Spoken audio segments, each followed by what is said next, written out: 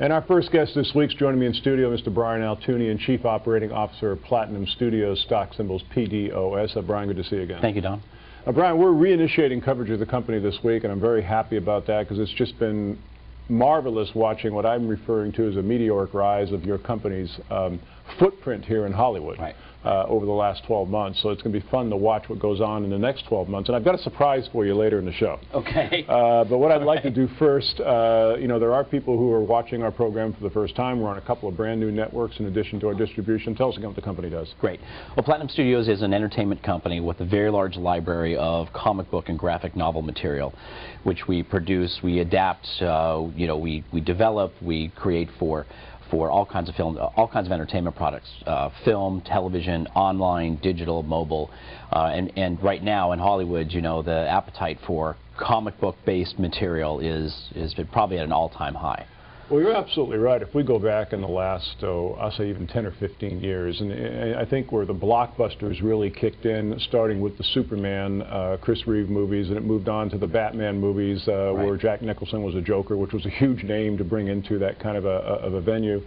But since then, it's just been one after another. Of course, a new series of Batman, Iron Man, we've got Green Lantern coming in, the Hulk. Right. I mean, it's just been comic book character after comic book character. That's right. And in fact, the interesting thing to note, Don, is that a lot of films have been made on comic books. People didn't realize were even comic books. And in fact, Platinum Studios founder Scott Rosenberg was involved in publishing a comic book called Men in Black, and Men in Black, you know, went on to become a billion-dollar franchise for Sony. And so, a lot of, and we've even seen it even much more recently, movies like 300, Teenage Mutant Ninja Turtles, The Mask. I mean, there are a number of projects that have moved forward that had comic books as the basis that have just gone on to have great commercial success.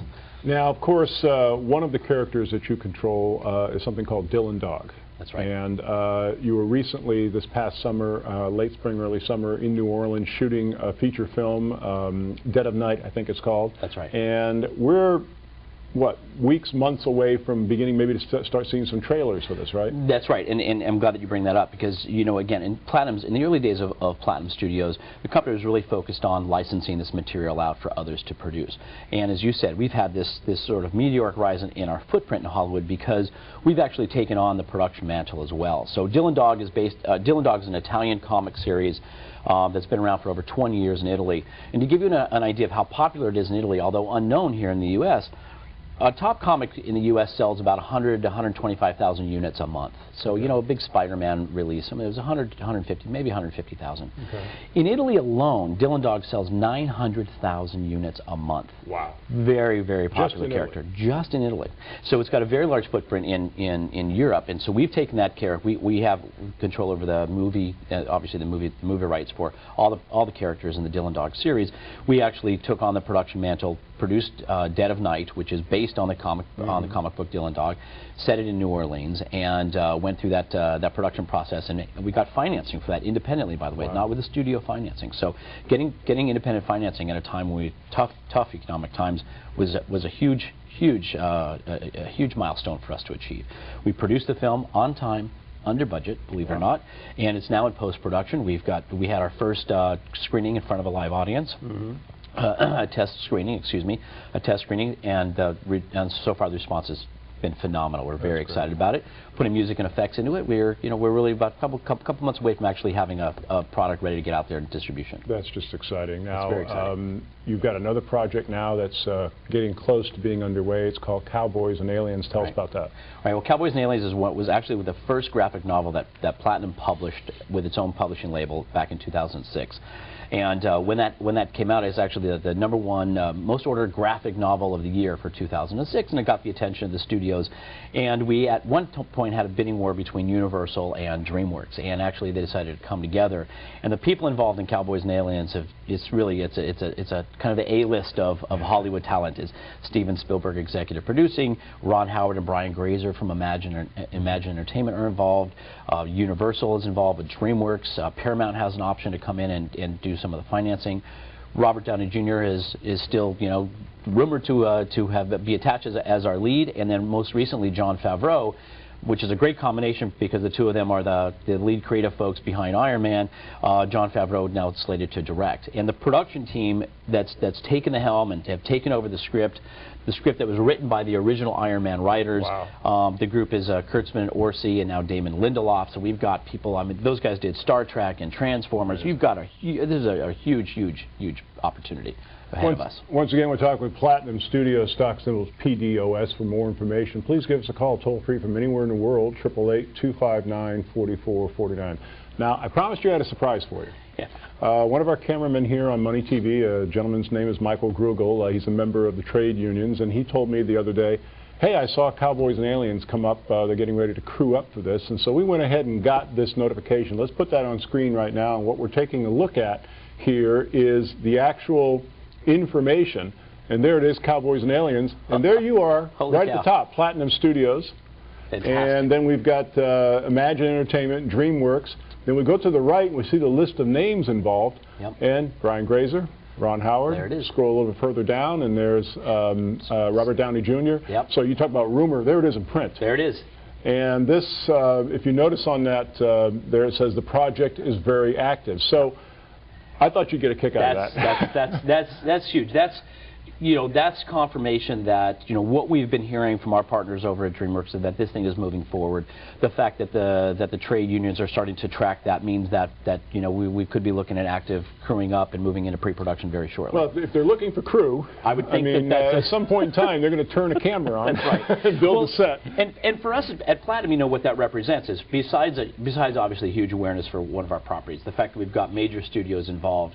The bottom line is, there's an acquisition fee for our rights that comes right to our bottom line. It's a nearly $2 million fee that comes right to Platinum with very few offsets in there. So that's a big payday for us once the camera starts rolling. Well, when I first saw that, because I was aware that it existed, but I had to get into the website and use our cameraman's codes to access this information. And the first time I looked at it, I went, well, wait a minute, I got DreamWorks. Everybody's heard of DreamWorks. Everyone's heard of Imagine Entertainment. You've never been to a movie, you haven't heard of Imagine Entertainment.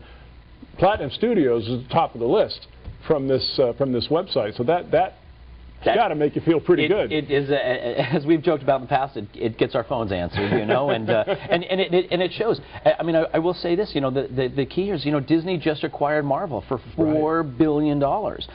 That's a major studio acquiring one of the largest properties of comic book material. That's right on the heels of, I can't say it's on the heels, but it's several years after Warner Brothers acquired DC Comics. Right. There are very few comic libraries out there around that have the size of Platinum Studios, that have the kind of material we have.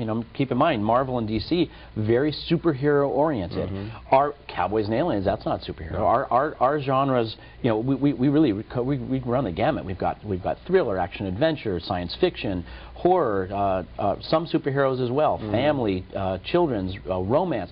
So we've got a very large library of material. Dylan Dog is a private investigator in the world of the undead in Europe with a huge European following. So that makes Platinum's library very, very, very attractive to space, and the fact that we've got major studios now as our partners and that this is proof we're moving into production.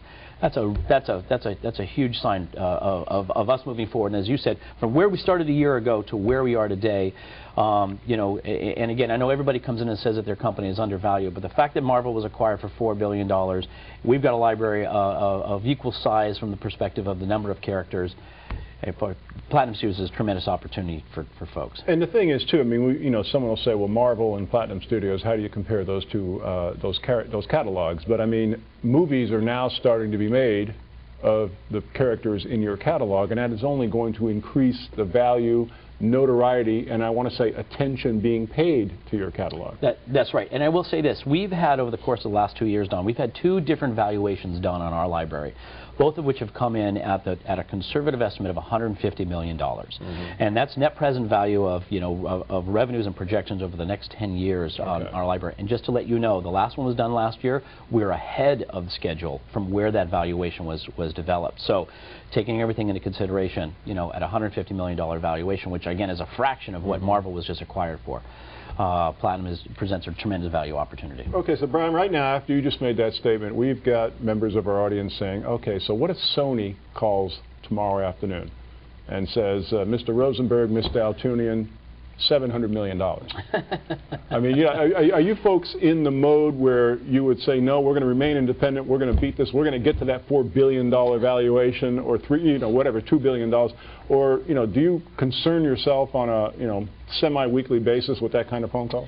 You know what, I mean, I think those, well, without giving it away, we're getting a lot of attention. We're not getting that phone call necessarily, but we are definitely getting attention. And I will say, my number one goal as a board member for this company is to provide shareholder value. And we're going to look at every opportunity, and we're going to look at every deal with all seriousness to really explore what's going to be the best overall value for our shareholders. And if it's a $700 million deal from Sony, or if it's a different deal from somebody else, I'm going to say we are looking at all of those opportunities, and we're going to explore all of those. And we think that, not that we necessarily are worth the $4 billion that Marvel is, but we're not far from it.